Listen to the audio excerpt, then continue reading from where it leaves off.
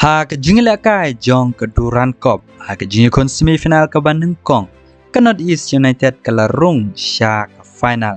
Hadin bakalaan rem ya ke Shillong lejong dai vei lanot gol. Bat kumju ke Al Nassr lai rung sya ke final hak Saudi Sub Cup.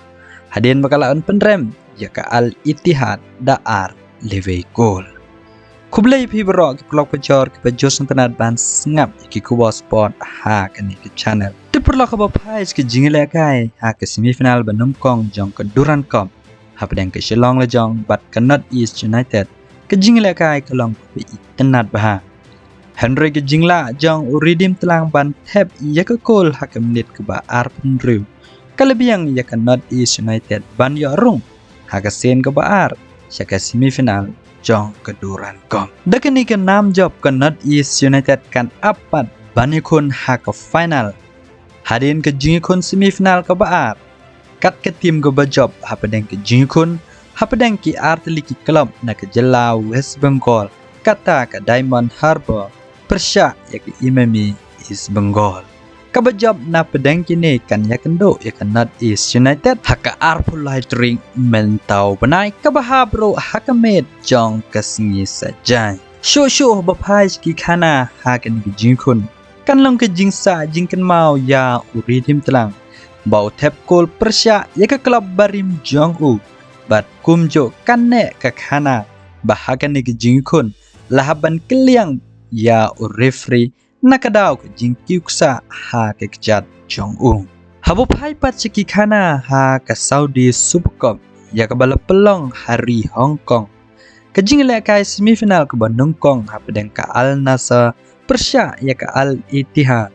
Ke Al Nassr kala job ya ke Al Ittihad daar di Vekol.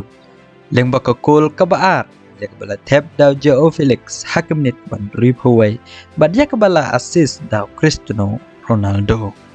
Shosho bapai kini jingikun dai ka Al Nassr ke batam khmat leng ba Sadio Mane ha ke menit ke ba Shipel.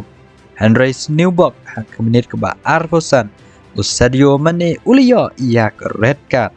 Hadin ke jing kum thom ya orang up gol ke Al Ittihad da ke ba Sha Lumbub ha orang up den hi ke Al Ittihad.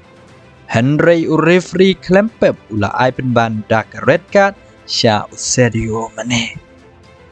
Hadin ba ke Al Nassr lahaban yakun tang sipau ngut kiplia ke Al Ittihad kelia ban tap ya ke gol ban penyakai tang hadin 3 minit leng ba Steven Bergwijn bat kane jingakai ke la kampendo mensen ya ke Al Nassr. Henry kurang lekai ke Al Nassr ki klem do mensen pan ban yakun wala daki haban yakun tang sipau ngut kiplia.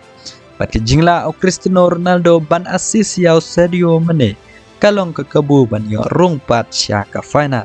Bat tad hado bekut ke Al Ittihad kamla show ban penyakai ya kene ke gol.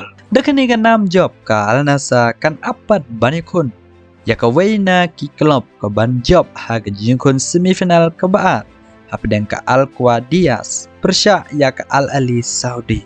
Kabajam nang ne kan ya kendo ya ke Al Nassr ha ke arpulai drik ha ke janmet jong ke sni sajai ha ke por san steng.